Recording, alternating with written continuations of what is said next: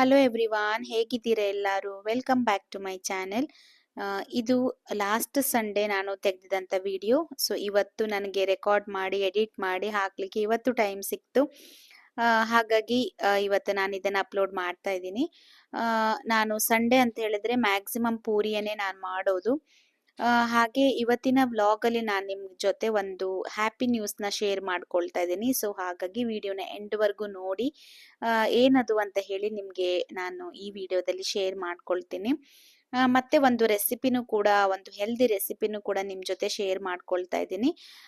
ಹಾಗೆ Sunday breakfast ಎಲ್ಲ ಆಗಿದ್ಮೇಲೆ ನಾನು ಸ್ವಲ್ಪ ಕಿಚನ್ ರೂಮನ್ನು ಸೆಟ್ ಮಾಡಿಕೊಂಡೆ. ಏನಕ್ಕಂದ್ರೆ ಇಲ್ಲಿ ಚಳಿ ಅನ್ನೋದು ಸ್ಟಾರ್ಟ್ ಆಗಿಬಿಟ್ಟಿದೆ ಅಲ್ವಾ. ನಾನು ಮೈಕ್ರೋ ಓವನ್ನ ಯೂಸ್ ಮಾಡ್ತೀನಿ ಮ್ಯಾಕ್ಸಿಮಮ್ ಟೈಮಲ್ಲಿ. ಇಲ್ಲಾಂದರೆ ನಾನು ಮ್ಯಾಕ್ಸಿಮಮ್ ಯೂಸ್ ಮಾಡಲ್ಲ ಸಮ್ಮರಲ್ಲೆಲ್ಲ. ಇವಾಗ ಫುಡ್ ಏನಾದರೂ ಬಿಸಿ ಮಾಡ್ಕೊಳ್ಬೇಕಂದ್ರೂ, ಬಿಸಿನೀರು ಮಾಡ್ಕೊಳ್ಬೇಕಂದ್ರೂ ನಾನು ಯೂಸ್ ಮಾಡ್ತೀನಿ, ಕ್ವಿಕ್ ಅಂತ ಆಗುತ್ತೆ ಅಂತ ಹೇಳಿ. ಸಂಡೇನೆ ನಾನು ಸ್ವಲ್ಪ ಕಿಚನ್ ಎಲ್ಲ ಸೆಟ್ ಮಾಡ್ಕೊಳ್ತೀನಿ. ಮತ್ತೆ ಮಂಡೆಯಿಂದ ಸಾಟರ್ಡೇವರೆಗೂ ಅದು ಚಲ್ಲಾಪಿಲ್ಲಿ ಆಗಿರುತ್ತೆ. ಬೆಳಿಗ್ಗೆನೆ ಓಡೋಡ್ ಹೋಗ್ತೀವಿ, ಮತ್ತೆ ಈವ್ನಿಂಗ್ ಬಂದ್ಮೇಲೆ ಅಷ್ಟು ಎನರ್ಜಿ ಇರಲ್ಲ. ಹಾಗಾಗಿ ಸೊ ನಾನು ಈ ತರ ಸೆಟ್ ಮಾಡ್ಕೊಂಡೆ. ಇರುವಷ್ಟು ಟೈಮಲ್ಲಿ ಇರೋದೊಂದು ದಿನ ರಜಾ ಇರುತ್ತೆ. ಸೊ ಅವತ್ತು ಏನು ಪೆಂಡಿಂಗ್ ವರ್ಕ್ ಇದೆ ಎಲ್ಲ ಮಾಡ್ಕೊಳ್ಬೇಕು ಅಂತ ಹೇಳಿ ನಾನು ಪ್ಲಾನ್ ಮಾಡ್ಕೊಳ್ತಾ ಇರ್ತೀನಿ. ಸೊ ಅವತ್ತು ಕೂಡ ಹಾಗೇನೆ ಎಲ್ಲ ಬ್ರೇಕ್ಫಾಸ್ಟ್ ಎಲ್ಲ ಆಗಿದ್ಮೇಲೆ ಕಿಚನ್ ಎಲ್ಲ ಕ್ಲೀನ್ ಆಯ್ತು. ಹೇಗೆ ಕಾಣಿಸ್ತಾ ಇದೆ ನನ್ನ ಕಿಚನ್ ಅಂತ ಹೇಳಿ ಕಮೆಂಟ್ ಮಾಡಿ. ಯಾರಾದರೂ ನನ್ನ ಚಾನೆಲ್ನ ಹೊಸದಾಗಿ ನೋಡ್ತಾ ಇದ್ದೀರಾ ಅಂತ ಹೇಳಿದರೆ ಪ್ಲೀಸ್ ಸಬ್ಸ್ಕ್ರೈಬ್ ಮಾಡ್ಕೊಂಡು ನೋಡಿ. ನನ್ನ ಹೆಸರು ಸೀಮಾ ಅಂತ ಹೇಳಿ, ನಾನು ಪಂಜಾಬಲ್ಲಿ ಇರೋದು. ಸೊ ಪಂಜಾಬಲ್ಲಿ ಜಾಬ್ಗೋಸ್ಕರ ನಾವಿಲ್ಲಿದ್ದೀವಿ. ಸೊ ಇಲ್ಲಿಂದ ನಾನು ವ್ಲಾಗ್ಸ್ನ ಮಾಡ್ತಾ ಇರ್ತೀನಿ. ತುಂಬ ದಿನ ಆಯಿತು ಗ್ಯಾಪ್ ಕೊಟ್ಟು ನಾನು ವಿಡಿಯೋನ ಅಪ್ಲೋಡ್ ಮಾಡಿದ್ದೀನಿ. ಸೊ ಇನ್ನು ಮುಂದೆ ಹಾಗಾಗಲ್ಲ. ಇದು ನಾನು ಸ್ವಲ್ಪ ಹೊತ್ತು ಆಗಿದ್ಮೇಲೆ ಏನಂತಾರೆ ಡಿಕಾಕ್ಷನ್ ಅನ್ನ ಕುಡಿತಾ ಇದ್ದೀನಿ. ಸೊ ನನ್ಗೆ ಇವಾಗ ಟೀ ಕುಡಿಬೇಕಂತ ಹೇಳಿದ್ರೆ ಏನಕ್ಕೂ ಮನ್ಸು ಬರ್ತಾ ಇಲ್ಲ. ಅದಕ್ಕೋಸ್ಕರ ಡಿಕಾಕ್ಷನ್ನೇ ಕುಡಿತಾ ಇದ್ದೀನಿ. ಇದು ಹೆಲ್ತ್ಗೂ ಕೂಡ ತುಂಬಾ ಒಳ್ಳೇದಂತಾನು ಹೇಳ್ತಾರೆ, ಡೈಜೆಷನ್ಗೆಲ್ಲ ಚೆನ್ನಾಗಿರುತ್ತೆ ಅಂತ.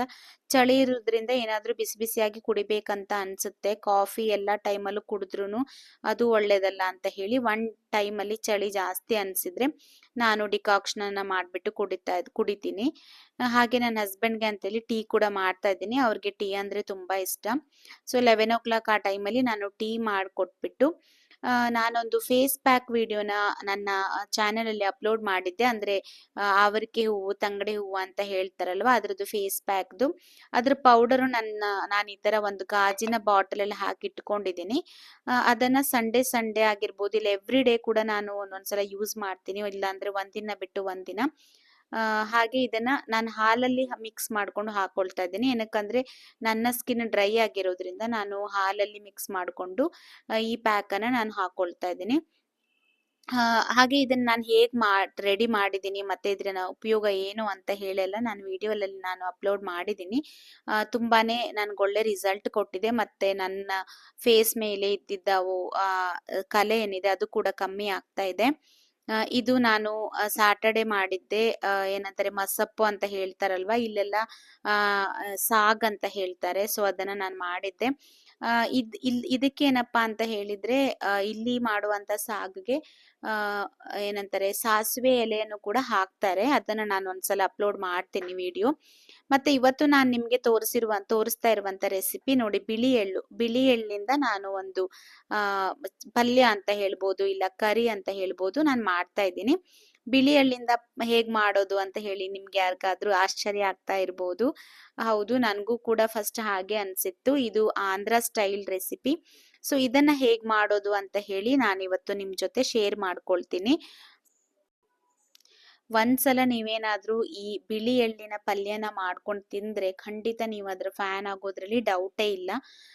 ನನ್ಗಂತೂ ತುಂಬಾನೇ ಇಷ್ಟ. ಮತ್ತೆ ಮಾಡೋದು ಎಷ್ಟು ಸುಲಭ, ಮತ್ತೆ ಎಷ್ಟು ಕಡಿಮೆ ಸಮಯದಲ್ಲಿ ಆಗುವಂತ ರೆಸಿಪಿ ಇದು. ನೋಡಿ, ಇವಾಗ ನಾನು ಈರುಳ್ಳಿ ಮತ್ತೆ ಹಸಿಮೆಣಸಿನಕಾಯಿನ ಎಣ್ಣೆಯಲ್ಲಿ ಹಾಕಿ ಫ್ರೈ ಮಾಡ್ಕೊಳ್ತಾ ಇದ್ದೀನಿ. ಸೊ ಇದರಲ್ಲಿ ಈ ಬಿಳಿ ಎಳ್ಳಲ್ಲಿ ಕಲ್ಲು ಏನಾದ್ರೂ ಇದೆಯಾ ಅಂತ ಹೇಳಿ ನಾನು ಸ್ವಲ್ಪ ನೋಡ್ಕೊಂಡೆ. ಮತ್ತೆ ಇವಾಗ ನಾನು ಸ್ವಲ್ಪನೇ ಒಂದ್ಸಲ ನೀರಲ್ಲಿ ವಾಶ್ ಮಾಡಿ ಅದನ್ನ ಮಿಕ್ಸಿ ಜಾರಲ್ಲಿ ಹಾಕೊಳ್ತಾ ಇದ್ದೀನಿ. ಒಂದ್ ವೇಳೆ ವಾಶ್ ಮಾಡಿಲ್ಲ ಅಂತ ಹೇಳಿದ್ರೆ ಹಾಗೂನು ಹಾಕೋಬಹುದು, ಕಲ್ಲು ಮಣ್ಣು ನೋಡ್ಬಿಟ್ಟು. ನಾನು ಸ್ವಲ್ಪ ವಾಶ್ ಮಾಡ್ಕೊಳ್ತೀನಿ. ಇದನ್ನ ಈ ತರ ಪೇಸ್ಟ್ ಮಾಡ್ಕೋಬೇಕು. ನೀರ್ ಹಾಕಿ ಸ್ವಲ್ಪ ಸ್ವಲ್ಪನೇ ನೀರ್ ಹಾಕೊಂಡು ಪೇಸ್ಟ್ ಮಾಡ್ಕೋಬೇಕು. ಈ ಬಿಳಿ ಎಳ್ಳನ್ನ ಹುರಿಯೋದು ಏನು ಕೆಲ್ಸ ಇಲ್ಲ. ಆ ತರನೇ ಡೈರೆಕ್ಟ್ ಆಗಿ ನೀವು ಈ ತರ ಪೇಸ್ಟ್ ಮಾಡ್ಕೋಬಹುದು. ನೋಡ್ತಾ ಇದ್ರೆ ನೀವು ತೆಂಗಿನಕಾಯಿ ಪೇಸ್ಟ್ ಮಾಡಿದ ತರ ಇರುತ್ತೆ. ನೋಡಿದ್ರಲ್ವಾ ನಾನು ಹೇಗೆ ತೋರಿಸ್ದೆ ಅಂತೇಳಿ. ಸೊ ಇಷ್ಟ ಆಗಿದ್ರೆ ಸಾಕು. ಅಂದ್ರೆ ನಾವು ಚಟ್ನಿ ಎಲ್ಲ ಮಾಡ್ಕೊಳ್ತೀವಲ್ವಾ ಅಷ್ಟು. ಇವಾಗ ನೋಡಿ ಈ ಈರುಳ್ಳಿ ಮತ್ತೆ ಹಸಿಮೆಣಸಿನಕಾಯಿ ಚೆನ್ನಾಗಿ ಫ್ರೈ ಆಗಿದ್ಮೇಲೆ ನಾನು ಸ್ವಲ್ಪ ಕರಿಬೇವನ್ನ ಹಾಕೊಳ್ತಾ ಇದ್ದೀನಿ. ಈ ಈರುಳ್ಳಿ ಮತ್ತೆ ಹಸಿಮೆಣಸಿನಕಾಯಿನ ಕಟ್ ಮಾಡಿ ಬೇಯ್ಲಿಕ್ಕೆ ಇಟ್ಬಿಟ್ಟು ನೀವು ಟಕ್ ಅಂತ ಅದನ್ನ ಮಿಕ್ಸಿ ಮಾಡ್ಕೋಬಹುದು. ಸೊ ಇದು ವರ್ಕಿಂಗ್ ವುಮೆನ್ಸ್ ಯಾರಾದ್ರೂ ಇದ್ರೂನು ಈ ಪಲ್ಯ ಅನ್ನೋದು ತುಂಬಾ ಬೇಗ ಆಗುತ್ತೆ. ಒಂದ್ 5-10 ನಿಮಿಷದಲ್ಲೇ ಮಾಡ್ಕೊಳ್ಬಹುದು. ಅನ್ನಕ್ಕಿಟ್ಬಿಟ್ಟು ಅನ್ನ ಆಗೋದ್ರೊಳಗಡೆ ಈ ಪಲ್ಯ ಅನ್ನೋದು ರೆಡಿ ಆಗುತ್ತೆ. ಸೊ ಅದನ್ನ ಅನ್ನದ ಜೊತೆನೆ ತಿನ್ಬೇಕು, ಆವಾಗ್ಲೇ ಅದರ ಟೇಸ್ಟ್ ತುಂಬಾ ಚೆನ್ನಾಗಿರುತ್ತೆ. ಸೊ ಇವಾಗ ಇದಕ್ಕೆ ನಾನು ಎಲ್ಲ ಧನಿಯಾ ಪೌಡರ್ ಮತ್ತೆ ಹಳದಿ ಪೌಡರ್ ಮತ್ತೆ ಚಿಲ್ಲಿ ಪೌಡರ್ ಉಪ್ಪು ಇಷ್ಟನ್ನ ಹಾಕೊಂಡಿದೀನಿ ಈರುಳ್ಳಿ ಮತ್ತೆ ಹಸಿಮೆಣಸಿನಕಾಯಿಗೆ. ಅಷ್ಟೇನೆ ಅದಕ್ಕೆ ನಾವು ಈ ಮಾಡ್ಕೊಂಡಿರುವಂತ ಪೇಸ್ಟ್ ಅನ್ನ ಸೇರಿಸ್ಕೊಳ್ಬೇಕು. ನನಗಂತೂ ತುಂಬಾನೇ ಇಷ್ಟ. ಮತ್ತೆ ಚಳಿಗಾಲದಲ್ಲಿ ಎಳ್ಳನ್ನ ತಿನ್ಲೇಬೇಕು ಅಂತ ಹೇಳ್ತಾರೆ. ಸೊ ನಮ್ಮ ದೇಹಕ್ಕೆ ಉಷ್ಣತೆಯನ್ನ ಕೊಟ್ಟು ನಮ್ಮ ದೇಹದ ಉಷ್ಣತೆಯನ್ನ ಕಾಪಾಡ್ಲಿಕ್ಕೆ ಈ ಎಳ್ಳು ಅನ್ನೋದು ಸಹಾಯ ಮಾಡುತ್ತೆ. ಹಾಗಾಗಿ ಚಳಿಗಾಲದಲ್ಲಿ ಎಳ್ಳುಂಡೆ ತಿನ್ನೋದು ಅದೆಲ್ಲ ಒಂದು ಪದ್ಧತಿಯಾಗಿದೆ. ಸೊ ಈ ತರನು ಕೂಡ ನೀವು ಮಾಡ್ಕೊಂಡು ತಿನ್ಬಹುದು. ತುಂಬಾನೇ ಟೇಸ್ಟಿ ಆಗಿರುತ್ತೆ, ರುಚಿಯಾಗಿರುತ್ತೆ. ಎಲ್ಲ ಮಕ್ಕಳು ಕೂಡ ಆರಾಮಾಗಿ ತಿಂತಾರೆ. ಸೊ ಎಗ್ ಬುರ್ಜಿ ಮಾಡ್ತಿರಲ್ವಾ ನೀವು, ಸೊ ಆ ತರ ಇರುತ್ತೆ. ಇವಾಗ ನೋಡಿ ಉಪ್ಪೇನಾದ್ರೂ ಹೆಚ್ಚು ಕಮ್ಮಿ ಆಗಿದ್ರೆ ನೀವು ಇವಾಗ ಉಪ್ಪು ಖಾರ ಏನಾದ್ರೂ ಬೇಕಿದ್ರೆ ಇವಾಗ ಹಾಕೊಳ್ಬಹುದು. ನಾನು ಎಷ್ಟು ದಪ್ಪ ತೋರಿಸ್ತಾ ಇದೀನೋ ಸೊ ಆತರ ಸ್ವಲ್ಪನೇ ನೀರು, ಮಿಕ್ಸಿ ತೊಳೆದಿದಂತ ನೀರ್ ಹಾಕೊಂಡ್ರೆ ಸಾಕಾಗುತ್ತೆ. ಈ ತರ ಮುಚ್ಚಳ ಮುಚ್ಚಿ ಸಿಮ್ಮಲ್ಲಿಟ್ಟು ಒಂದು 5 ನಿಮಿಷ ನೀವು ಬೇಯಿಸ್ಕೊಂಡು ಈ ತರ ಕೈ ಆಡಿಸಿ. ಇಲ್ಲ ಅಂದ್ರೆ ಇನ್ನು ಗಟ್ಟಿಯಾಗಿ ಬೇಕು ಅಂತ ಹೇಳಿದ್ರೆ ಇನ್ನು ಸ್ವಲ್ಪ ಹೊತ್ತು ಬೇಯಿಸ್ಕೊಂಡ್ರೆ ಅದು ಗಟ್ಟಿಯಾಗಿ ಆಗುತ್ತೆ. ಸೊ ನಾನ್ ಸ್ವಲ್ಪ ಅನ್ನಕ್ಕೆ ಕಲಿಸ್ಕೊಳ್ಳೋ ತರ ಈ ತರ ಮಾಡ್ಕೊಂಡೆ. ಚಪಾತಿನಿಗೂ ಕೂಡ ಚೆನ್ನಾಗಿರುತ್ತೆ ಅನ್ಸುತ್ತೆ. ನಾನು ಯಾವತ್ತು ಚಪಾತಿ ಜೊತೆ ತಿಂದಿಲ್ಲ. ಅನ್ನದ ಜೊತೆ ಅಂತೂ ನನಗೆ ತುಂಬಾನೇ ಇಷ್ಟ ಇದು. ಸೊ ನಾನು ಆಮ್ಲೆಟ್ ಮಾಡಿದ್ದೆ. ಹಾಗೆ ಬಿಸಿ ಬಿಸಿ ಅನ್ನ ಹಾಕೊಂಡು ತುಪ್ಪ ಹಾಕೊಂಡು ಬಿಳಿ ಎಳ್ಳಿನ ಪಲ್ಯ ಮಾಡ್ಕೊಂಡು, ಇಲ್ಲ ಬಿಳಿ ಎಳ್ಳಿನ ಕರಿ ಅಂತ ಹೇಳ್ಬೋದು. ಸೊ ಅದನ್ನ ತಿಂತಾ ಇದ್ರೆ ವಾವ್ ಎಷ್ಟು ರುಚಿಯಾಗಿದೆ ಅಂದ್ರೆ ಇವಾಗ್ಲೂ ನನಗೆ ಎಡಿಟ್ ಮಾಡುವಾಗ ಬಾಯಲ್ಲಿ ನೀರ್ ಬರ್ತಾ ಇತ್ತು. ನನ್ಗೂನು ಸ್ವಲ್ಪ ಆಶ್ಚರ್ಯ ಆಗಿತ್ತು, ಇದು ಹೇಗೆ ಇಷ್ಟು ಬಿಳಿ ಎಳ್ಳಿಂದ ಕೂಡ ಮಾಡ್ತಾರ ಅಂತ ಹೇಳಿ.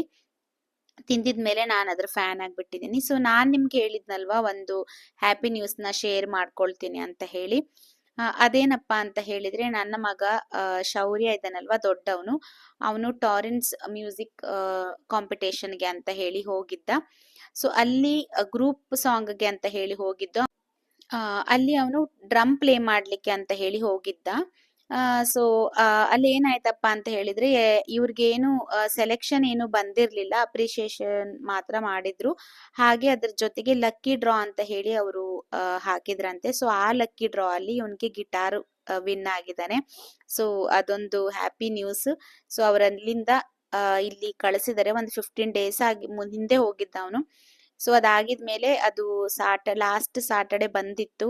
ಸೊ ಅದನ್ನ ಡೈರೆಕ್ಟ್ ಆಗಿ ಅವರು ಸ್ಕೂಲ್ಗೆನೆ ಕೊರಿಯರ್ ಮಾಡಿದ್ರು. ತುಂಬಾನೇ ಅದು ಎಕ್ಸೈಟ್ಮೆಂಟ್ ಅಲ್ಲಿ ಆ ಗಿಟಾರ್ನ ಓಪನ್ ಮಾಡ್ತಾ ಇದೀವಿ. ತುಂಬಾ ಖುಷಿ ಅನ್ಸುತ್ತೆ ಮಕ್ಕಳದು. ಇದು ಈ ಒಂದು ಫಸ್ಟ್ ಅಚೀವ್ಮೆಂಟ್ ಅಂತಾನೆ ಹೇಳ್ಬೋದು ಮ್ಯೂಸಿಕ್ ಅಲ್ಲಿ. ತುಂಬಾ ಇಂಟ್ರೆಸ್ಟ್ ತೋರಿಸ್ತಾನೆ. ನಾವು ಆಲ್ರೆಡಿ ಒಂದ್ ಗಿಟಾರ್ನ ಅವನಿಗೋಸ್ಕರ ತಗೊಂಡಿದ್ವಿ ಚಿಕ್ಕದು. ಸೊ ಮಕ್ಕಳಿಗೆ ಎಷ್ಟು ಸೈಜ್ ಬೇಕೋ ಅಷ್ಟು. ಇದು ದೊಡ್ಡ ಗಿಟಾರ್ ಕೊಟ್ಟಿದ್ದಾರೆ ಅವರು. ತುಂಬಾ ಚೆನ್ನಾಗಿದೆ ಗಿಟಾರ್ ಮಾತ್ರ. ಸೊ ಅವನ್ ಯಾವತ್ತು ಲಕ್ಕಿ ಅಂತಾನೆ ನಾವು ಹೇಳ್ತಾ ಇರ್ತೀವಿ. ಸೊ ಅದು ಇವಾಗ ನಮ್ಗೆ ಪ್ರೂವ್ ಆಗಿದೆ. ಸೊ ನೋಡ್ತಾ ಇರ್ಬೋದು ನೀವು, ಟಾರೆನ್ಸ್ ಕಂಪನಿಯಿಂದ ಇದನ್ನ ಕಳ್ಸಿದ್ದಾರೆ. ತುಂಬಾ ಚೆನ್ನಾಗಿದೆ. ಸೊ ಅವನಿಗೆ ತುಂಬಾ ಖುಷಿ ಆಗ್ತಾ ಇತ್ತು. ಹಾಗಾಗಿ ಆ ಚಿಕ್ಕ ಗಿಟಾರ್ನ ಅವನ ತಮ್ಮನಿಗೆ ಕೊಡ್ತೀನಿ ಅಂತ ಹೇಳ್ತಾ ಇದ್ದ. ನಾನು ಇದನ್ನೆಲ್ಲ ಲೇಟ್ ಆಗಿದ್ರೂ ಏನಕ್ಕೆ ಯೂಟ್ಯೂಬ್ ಅಲ್ಲಿ ಅಪ್ಲೋಡ್ ಮಾಡ್ತಾ ಇದ್ದೀನಿ ಅಂತ ಹೇಳಿದ್ರೆ, ಇದೊಂದು ಮೆಮೊರಿ ನಮ್ಗೆ ಯಾವಾಗ್ಲೂ ಸ್ಟೋರ್ ಆಗಿರುತ್ತೆ.